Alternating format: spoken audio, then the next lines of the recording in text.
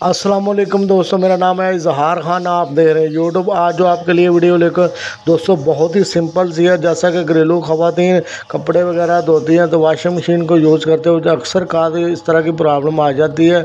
तो washing machine जो चल रही होती है, मोटर की आवाज़ और आ रही होती है, लेकिन कपड़े जो होते हैं वो नहीं घूम रहे होते। कपड़े जो ना वो जो फूल नीचे घुमा रहा था वो बिल्कुल रुक जाता है या रुक रुक के चलता है। जैसे थोड़ा सा लोड बढ़ता है तो वो रुकना शुरू हो जाता है। तो मोटर की आवाज़ आती रहती है। इस कंडीशन में 202 वजूहत ज़्यादातर बनती हैं। तो चलते हैं दोस्तों, अगर आपको ये वीडियो अच्छी लगे तो लाइक ज़रूर करें। अगर आपने अभी तक हमारे चैनल को सब्सक्राइब नहीं किया तो सब्सक्राइब ज़रूर कर लें।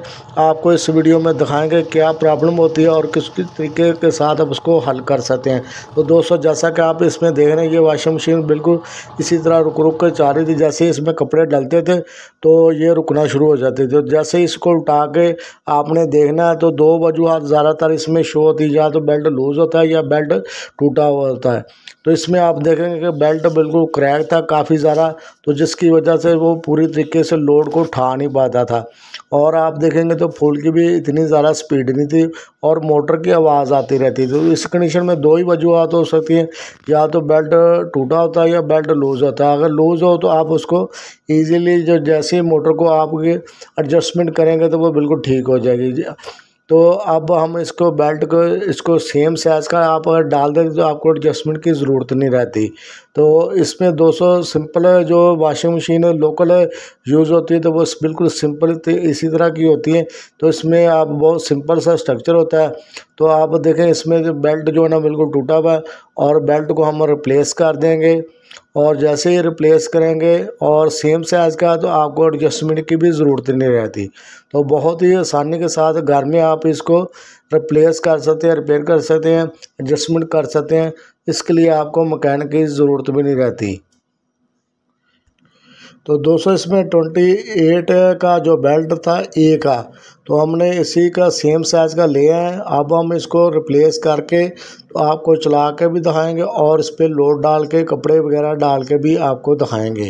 तो अब मैं बेल्ट चेंज कर देता हूँ। तो इसमें आपने दूसरी लाइनमेंट भी देखनी होती है कि लाइनमेंट अगर ठीक हो तो उससे ये कि बेल्ट जल्दी ख़राब नहीं होता। तो इसको मैं लगाता हूँ बहुत ही सिंपल तरीके से। पहले आपने मोटर वाली साइड पे लगा लेना है, जो छोटी साइड है, छोटी पुली है। तो बड़ी पुली पे आपने बाद में चढ़ाना, बड़ी आसानी के साथ ये चढ़ जाता है। तो हाथों का आपने ख्याल रखना कि हाथ कोई भी उंगल आपकी इसमें बीच में बेल्ट में ना आए, नहीं तो कट लग जाता है या ज़ख्म हो जाएगा। तो इसका आपने लाजमी तौर पर ध्यान रखना। जैसा कि आपको मैं नीचे से दिखाने की कोशिश करें, पुली दोनों पुलियों का लेवल एक जैसा होना चाहिए।